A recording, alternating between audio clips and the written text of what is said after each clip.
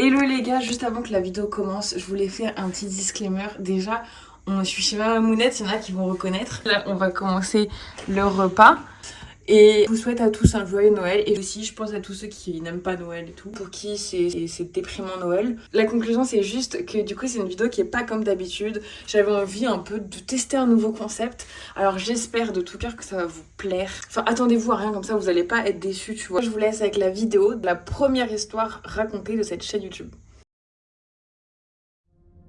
Cette première histoire, c'est l'histoire de Sébastien Raoult. Sébastien Raoult, c'est un jeune de 21 ans qui habite avec sa famille dans les Vosges, près de Nancy, dans une ville qui s'appelle Épinal. Sébastien, il est étudiant en informatique à Epitech Nancy. Epitech, c'est comme 42 un peu, c'est une école d'informatique. Donc il suit ses petites études à Epitech Nancy jusqu'en décembre 2021. Où il décide d'arrêter les études. Son père dit que c'est parce qu'apparemment il avait envie de vivre, de voyager. Sébastien a envie de vivre des trucs et il part pour un séjour au Maroc. Pendant 3 mois, il profite de son séjour, il vit ses expériences, etc. Jusqu'au jour où vient le moment de rentrer chez lui. Il a son vol pour rentrer en France. Il rentre dans l'aéroport, il va au guichet et là, Sébastien Raoult se fait arrêté par la police marocaine parce qu'en fait, Sébastien Raoult fait l'objet d'une notice rouge Interpol. C'est le FBI qui recherche Sébastien Raoult et l'accuse de faits de cybercriminalité et notamment de faire partie d'un groupe de pirates informatiques qui s'appelle les Shiny Hunters, qui a piraté et volé plus d'une 60aine d'entreprises avec, parmi les entreprises qui ont été volées, Microsoft. À ce moment-là, on a encore très peu d'informations vraiment précises sur les faits, mais on va en savoir plus après. En tout cas, Sébastien Raoult est poursuivi pour 9 chefs d'accusation. Il risque une peine maximale de prison de 116 ans. Sébastien Raoult, il est là, il est à l'aéroport, il vient de se faire arrêter, il comprend pas ce qui se passe, il est choqué. Il était pas du tout au courant qu'il faisait l'objet d'une fiche rouge Interpol, il n'est pas au courant de cette histoire, il n'y est pour rien, selon lui. De son côté, le Maroc annonce aux États-Unis qu'ils ont arrêté Sébastien et les États-Unis veulent récupérer Sébastien et demandent une extradition de Sébastien du sol marocain sur le sol américain pour qu'il puisse être jugé, etc. sur le sol américain. Au Maroc, ne s'extradie pas comme ça les gens, il faut quand même qu'il y ait une validation. Donc le temps que le Maroc prenne sa décision d'extrader ou non le jeune français, Sébastien est mis en détention dans la prison de Tiflet 2 avec 7 autres détenus. Pendant des mois, le Vosgien de 21 ans va clamer son innocence, dire qu'il y a eu une usurpation d'identité et qu'il n'y est pour rien. En France, toute sa famille proteste contre l'arrestation. Il garde le moral, lui il dit je suis innocent, il ne peut rien m'arriver, mais enfin ça commence à durer, en effet, cela fait maintenant 2 mois. Paul Raoult, qui fait tout pour que son fils ne soit pas extradé aux États-Unis. Parce qu'en fait, le truc, c'est que si Sébastien est extradé aux États-Unis, il sera certainement jugé plus lourdement qu'en France, puisque pour les mêmes faits, en France, il y a une peine qui est moins lourde. Je demande à la Première ministre qu'elle prenne contact avec les Américains de manière à ce que mon fils puisse être jugé en France et prouver son innocence. La Cour de cassation du Maroc examine le dossier et émet un avis favorable à l'extradition de Sébastien Raoult. La France ne s'en mêle pas. Il s'agit d'un ressortissant français qui encourt aux États-Unis une très lourde peine de prison. Pour autant, la justice marocaine est une justice souveraine et nous n'avons pas la possibilité, à ce stade, d'intervenir. Et sans succès, Sébastien Raoult est bien extradé vers les États-Unis à bord d'un vol Casablanca-New York, encadré par des agents du FBI. 2 jours plus tard, il est temps de comparaître devant la juge fédérale et c'est là que la juge va expliquer les charges contre Sébastien. Donc on va en savoir plus. Sébastien Raoult est accusé avec 2 autres personnes. Gabriel Bilstein, il a 23 ans, il vient de Tarbes, autiste Asperger. Abdelhakim El Hamadi, il a 22 ans, lyonnais, d'avoir perpétré les infractions suivantes.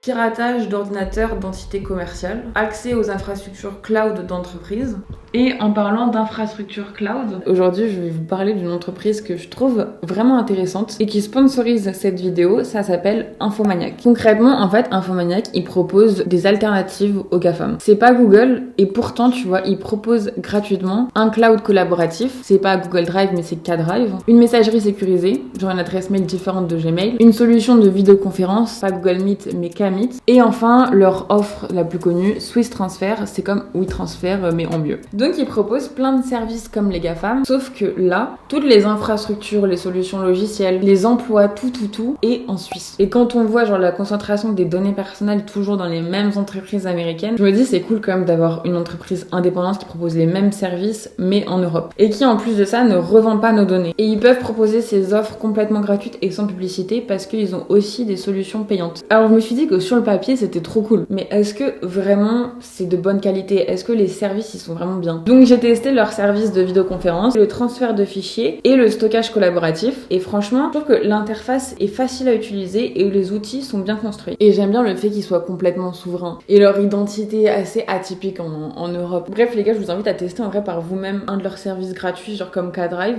Et si ça vous plaît, sachez que vous pouvez facilement migrer tous les documents de Google Drive à K-Drive. Je vous mets le lien en description et encore merci à Infomaniac de m'avoir fait confiance, surtout pour ce nouveau concept de vidéo. Donc je reprends sur les infractions du groupe de cybercriminels. Vol de fichiers, de données historiques, de codes sources, de données internes, mise en vente de ces données sur des forums, marketplace, etc., notamment du Darknet. Comme ici sur la marketplace du Darknet Empire où ils proposent à la vente une base de données des 91 millions d'utilisateurs de Tokopedia. Tokopedia qui est une des plus grosses marketplaces d'e-commerce en Indonésie. Données volées qui se vendaient généralement pour des milliers de dollars et parfois les mêmes données étaient vendues plusieurs fois, comme pour les données de la victime 4 vendues 13 fois différentes pour un total de 65 000 $. Et enfin, non seulement vente de données, mais aussi utilisation des données pour menacer les entreprises volées en leur demandant des rançons. Shiny Hunters a demandé des rançons à certaines entreprises et a réussi à obtenir des rançons pouvant atteindre jusqu'à 425 000 $. Et il y a plus de 60 entreprises victimes. Alors dans tout ça, Sébastien Raoult est-il innocent ou a-t-il vraiment participé à ces activités cybercriminelles? Face à ces accusations, Sébastien Raoult plaide non coupable. La juge évoque un risque de fuite et décide d'incarcérer Sébastien Raoult le temps qu'il y ait le prochain procès. Donc Sébastien Raoult passe à nouveau plusieurs mois encore en détention. Cette fois, il est incarcéré dans le centre de détention SeaTac, près de Seattle. Comment ces jeunes Français, tous ayant moins de 23 ans, ont-ils pu récupérer des données de plus d'une soixantaine d'entreprises, dont Microsoft? Quel est le mode opératoire des Shiny Hunters?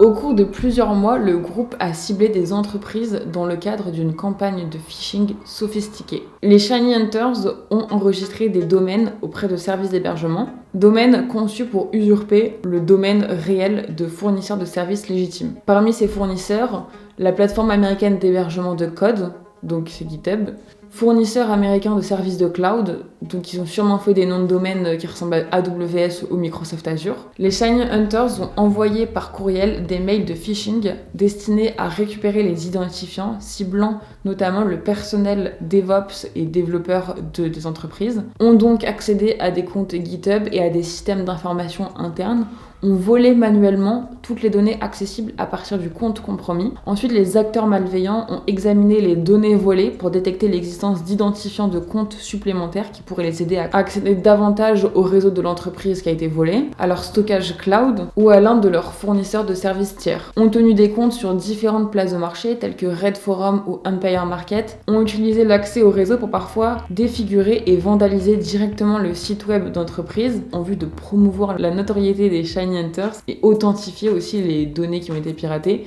ont accédé au réseau et infrastructures cloud d'entreprises et ont installé et exécuté des programmes malveillants designés pour secrètement miner des crypto-monnaies, leur permettant de générer des profits, tandis que le fournisseur de cloud facturait l'utilisation de la puissance de calcul aux entreprises victimes. Sébastien Raoult passe plusieurs mois incarcéré jusqu'au 27 septembre 2023 où, contre toute attente, Sébastien Raoult plaide coupable.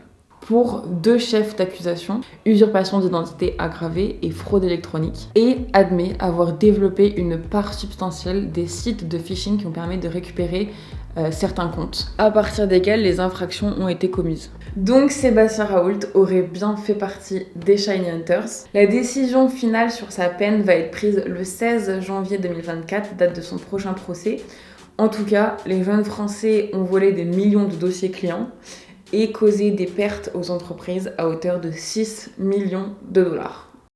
5h58. Voilà les gars, c'est la fin de cette vidéo qui a été tournée à 5h du matin parce que j'ai eu un problème de micro. Dites-moi en commentaire si vous avez aimé ou pas. Je vous fais des gros bisous, à bientôt.